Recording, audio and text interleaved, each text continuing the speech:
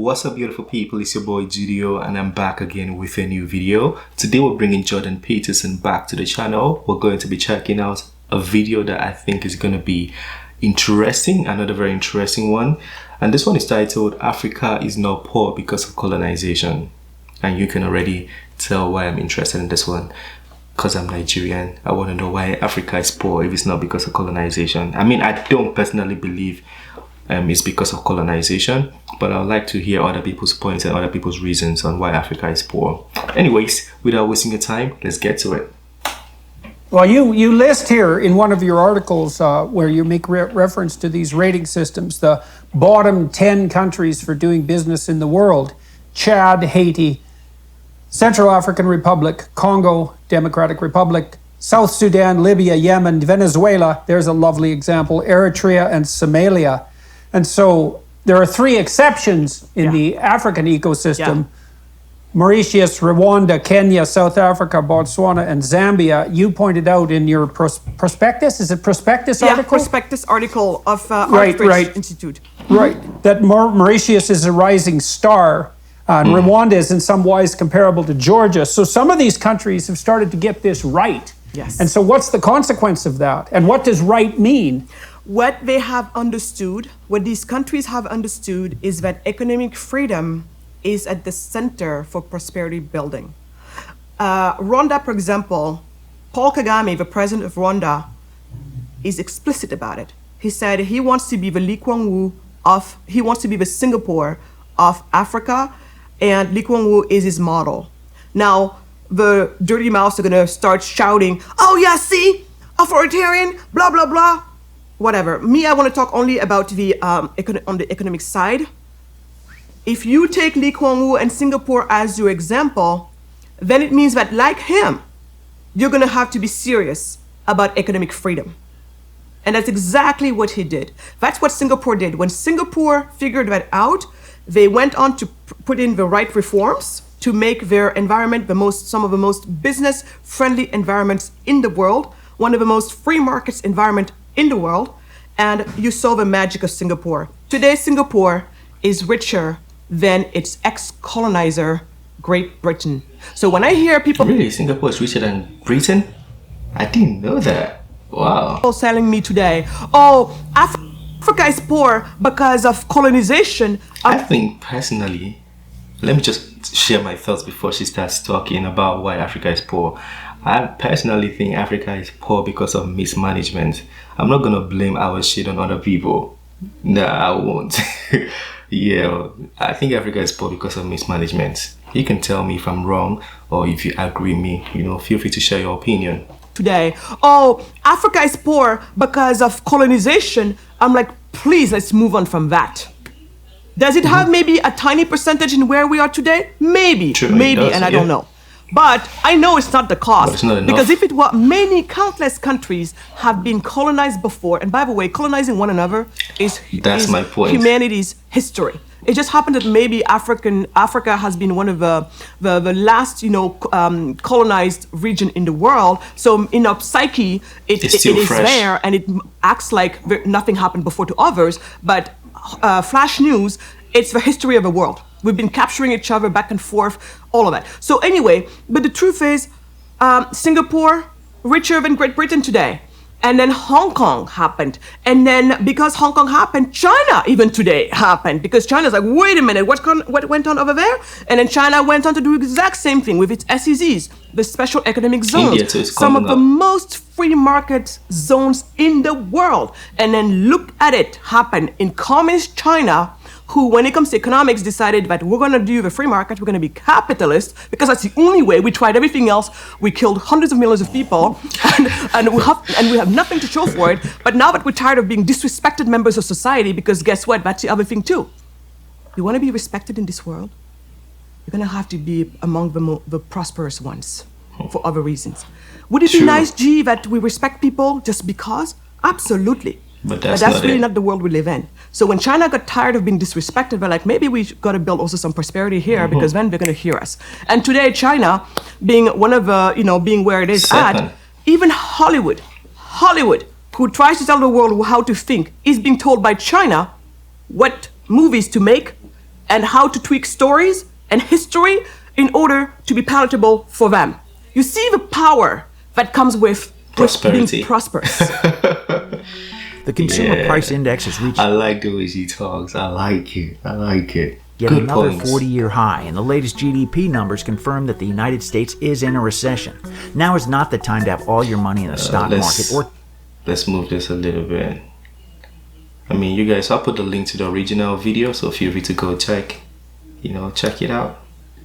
To countries like Senegal to get the hell out of the way, let's say, of the people who would, like you, would do everything they could to try to make it better. I mean, one of the things that happened with India is India established the Indian Institute of Technology, which is a deadly engineering school, and a huge number of its graduates went to Silicon Valley, as you well know. Yep. And many of the successful Indian graduates of IIT started to dump money back into India To build and build companies. a capitalist infrastructure there, or help build a capitalist infrastructure there. So this sort of thing can really take hold. If you were making recommendations to governments who wanted to get on board and stop being like Chad, Haiti, Central African You see, he had to go read it so he doesn't make mistakes. Republic, Congo, South Sudan, Libya, Yemen, and Venezuela, etc., what concrete steps should they take from the bottom up to get the hell out of the way? Exactly. So two things we've been doing because I'm a practitioner, as that's my entrepreneurial journey. I'm an entrepreneur, so I practice what I preach. Yeah. But I also preach. I preach for free markets, and so when it comes to that, I'm one of the hats that I wear is as the director for the African Center for Prosperity of the Atlas Network, the largest organization in the world of free market think tanks around the world. And so what we do there is we work on reforms around the world to take down barriers of entry for local entrepreneurs. So that's one thing. But as we all know, that's a great initiative to take, and we've been making some really good advances in many countries, especially in Ghana. We've been making a lot of progress with our partners there, Imani.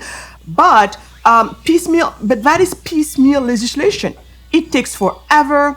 It is hard as heck. And by the time you made a gain here, you made 20 losses over there, and it's a continuous problem. But until we get better, we got to continue at it. So that's one thing we've been doing. And so that's a hat I wear, working with free market think tanks to try to make it easier for local entrepreneurs to join in the party. Additionally, I'm going bold, I'm going radical. For the past few years, we've been advocating an idea for Africa that found some of its roots in Latin America. And again, I'm related to the people who are involved in this. My husband being one of the key figures in this movement, a movement called the Charter Cities. Paul Romer calls it like that. He's a Nobel laureate in economics. Others call it the Free Cities. I like to call it the Startup Cities. So the best way to think about it, Jordan, and it goes back to what you were talking about earlier when you used the word operating software. Most of the most of the low-income nations, so meaning back in the days, the way we used to call it is poor nations, they have regulations for poverty. They're basically regulated for poverty, meaning the laws, the set of law, poverty. It only calls poverty. That's actually true. If you notice, most of these countries that, pardon the way I'm going to put it, but most of these countries that are tagged as not very rich, they have very high interest rates to start a business, and that automatically discourages micro businesses. So you can't even start a business in a country that needs your money. So it's regulated for poverty. That's a very good point, and there are more points you can even raise on that. And so what some of these folks have thought about, looking at the Dubai example, Dubai just recently entered the top 10 of international financial centers of the world. And what Dubai did at some point is think about it and be like, on this bare, plot of sand that's technically worth nothing right now as is, this 110 acres of land, sand everywhere. They're like, well, maybe Sharia law is not the best for business. We got to think about better set of laws for business. We're talking only about business, not family law, not anything else but business. And they decided there's got to be something better. When I learned that the person who built, I think the Prince of Dubai, I forget how the monarch structure is, but he's the one that built the Catholic Church in Dubai. Like the major Catholic Church, he's the one that built it. That just makes you understand the success of Dubai. if someone is so open-minded that as a Muslim, he understands that for this country to thrive, we need this kind of unity and we need to support the other religion in this manner. It just lets you see what his mind is like. I really love to see that. Like I appreciated the fact that he did that. And so they looked around, and that's actually when, to take one of the terms you used earlier, they're starting to realize, common law is actually a better way for business, specifically British common law. So at that point, and I'm oversimplifying here because otherwise we can totally geek out on it. Remember, this is like one of my latest things that I've been involved in, but latest, it's been the past 10 years, and I'm going to share with you a win. So Dubai is like, we have to adopt British, common law, primarily British common law. We're going to hire retired British common law judges to come and educate the law here, train our own people, and that, along with many other reforms, to also become a top center when it comes to the and in the free market when it comes to the finances. Dubai, that British common law system.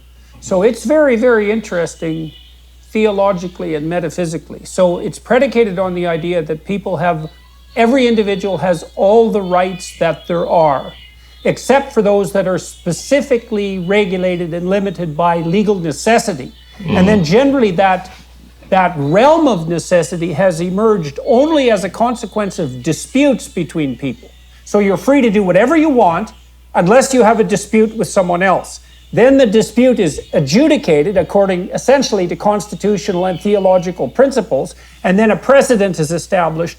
Then the whole body of law built up that body of precedents. Yes. Yeah, and it's bottom up, not top down. It's totally and that. English common law is a gift from God, man. It's something else. Absolutely. And that's the key word there when you said bottom up. So common law is so much better for bottom up approaches. And we all know that markets work better in a bottom up approach. And also, when they have to educate the law and resolve a dispute, they're going to be much more respectful to the contract that was passed between the two parties than, say, civil law would be, right? And so anyway, so from this standpoint here, you have Dubai who's now trying to put all of this together, and eventually they put a set of laws together that would now be conducive to being a top international financial center in the world. And voila, in less than a generation, in less than 25 years, Dubai completely unrecognizable. Yeah. That was a very good video. You know, I think in 1995 when I was born, Nigeria and the US dollar had the same not economic value, but the same currency value. Or maybe Nigeria was even higher at the time. But now, if you look up $1 to just look up $1 to Naira, it's gonna be scary. So how would you call that colonization when after colonization the economy and the economic value was still good? It means the problem started years after colonization, which if you do some research, you'd find out mismanagement. It might not be 100% mismanagement, but mismanagement definitely has a thing, or lots of mismanagement. So at least, let's say 60% of mismanagement had to do with why Africa is poor. I mean, not the entire Africa. I mean, we have the resources to be very rich. I think if you talk about resource-wise, we are the richest continent in the world. But when you talk of actually putting infrastructure and, human capital and capital, we can say Africa is, some countries in Africa are quite poor when it comes to that angle. But that was a good video. I think they're both very, Jordan Peterson and the lady, I wish I know her name, but I think they're both very knowledgeable in what they spoke about, and they raised very good points. Whether we agree or not, that's dependent on us, but they've shared their knowledge and I appreciate that. Let me know what you think of it. If you want us to bring more videos like this to the channel, talk to me in the comment section. Don't forget to smash the like button, subscribe if you're new to the channel, and I'll see you on the next video. Have a wonderful day. Peace.